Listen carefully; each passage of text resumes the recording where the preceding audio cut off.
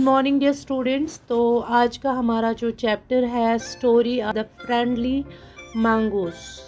ये जो होता है मैंगूस, इसको कश्मीरी में नूल कहते हैं और हिंदी में नेवला कहते हैं। ये चूहों की ही ब्रीड से होता है, बड़ा सा होता है। आज हम इन्हीं के बारे में पढ़ेंगे। ये जो किसान होता है और इसकी बीवी एक गांव में रहते हैं अपने बेटे के साथ।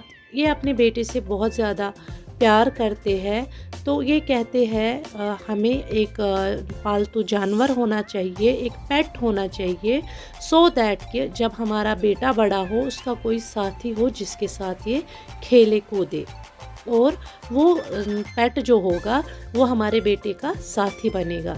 तो इसकी जो बीवी होती है वो कहती है बिल्कुल आप सही कह रहे हो। एक दिन शाम को क्या होता है, ये जो किसान होता है ये एक मैंगूस को, नेवले को घर ले आते हैं। ये छोटा बेबी मैंगूस होता है और इसके बाद ये इसको कहता है कि ये देखो ये अभी छोटा है, आस्ता आस्ता ये भी बड़ा हो जाएगा और फिर ये हमारे बेटे का दोस्त बनेगा। तो अब ये जो इनका बेटा था और ये जो मैंगूस था ये अब बड़े हो रहे थे और 5-6 महीने के बाद ये मैंगूस, ये नेवला बड़ा हो गया और एक अच्छा सा शाइनी आइज़ वाला, बुशी टेल वाला एक एनिमल बन गया। और जो फार्मर का बेटा था वो अभी भी क्रेडल में था, क्योंकि उसकी ग्रोथ में थोड़ा टाइम लगता है, ह्यूमन ग्रोथ में टाइम लगता है, और वो झूले में ही सोया रहता था, रोता था। एक दिन किसान की जो बीवी होती है ये चाहती है कि मैं मार्केट चली जाऊं, तो ये अपनी बेबी को फीड करती है, खिलाती है और फिर इसको इसी झूले में रखती है सोने के लिए। और ये टोकरी उठाती है और अपने हस्बैंड से कहती है कि मैं कहाँ चली जाती हूँ, मार्केट चली जाती हूँ, और बेबी जो है वो सो रहा है, तो इसकी ओर ध्यान दीजिएगा, ये अपने हस्बैंड से कहती है। और ये अपने हस्बैंड से, किसान से कहती है मैं आपको सच्ची बात बोलूं, मैं इस नेवले के भरोसे पे बच्चे को नहीं छोड़ूंगी, मैं नहीं छोड़ सकती हूँ। तो ये कहता है तुम्हें डरने की कोई ज़रूरत नहीं है। किसान कहता है ये तो अब हमारा दोस्त बन गया है, ये कुछ नहीं कर सकता है, ये भी हमारे लिए इतना ही प्यारा है क्योंकि ये दोनों बेस्ट फ्रेंड्स बनने वाले हैं।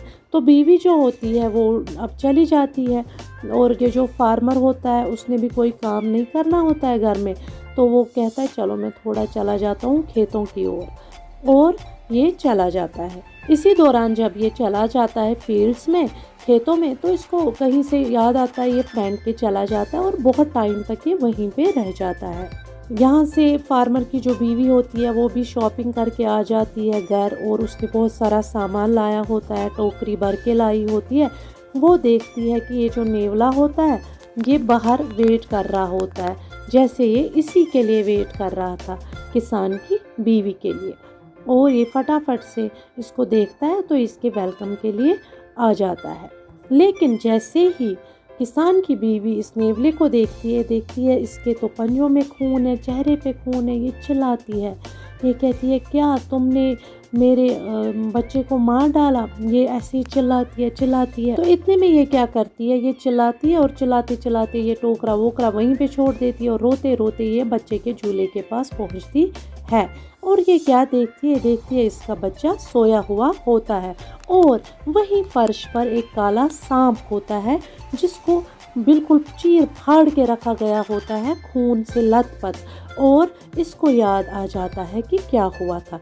ये बाहर चली जाती है और ये नेवले को देखती है और कहती है ओ तुमने तो मेरे बच्चे को बचाया था, तुमने तो सांप को मारा, मैंने गलत किया, मैंने ऐसा किया, मुझे ऐसा नहीं करना चाहिए था। अब ये अफसोस मना रही है क्योंकि इसको गुस्से में, जल्दी में याद नहीं रहा ये जो नेवला था अब ये भी बाहर मर चुका था। तो अब इतने में आवाज़ सुनती है अपने बच्चे की और ये चली जाती है, अपने आंसू साफ करती है और अपने बेटे को चुप कराती है। तो ये जो स्टोरी है ये पंचतंत्रा से ली गई है। तो हम सबको इस स्टोरी से यही सीख मिलती है, कोई भी फैसला लेने से पहले हमें एक बार अच्छे से जांच लेना चाहिए, क्या हुआ है क्या नहीं हुआ है, सिचुएशन को देखना चाहिए, समझना चाहिए कोई भी फैसला लेने से पहले। क्योंकि अगर किसान की बीवी उतना बड़बड़ाती नहीं, घबराती नहीं या जल्दबाजी में कोई फैसला नहीं लेती तो शायद नेवले के साथ भी ऐसा नहीं होता। तो आई होप सो आपको ये स्टोरी अच्छी लगी होगी।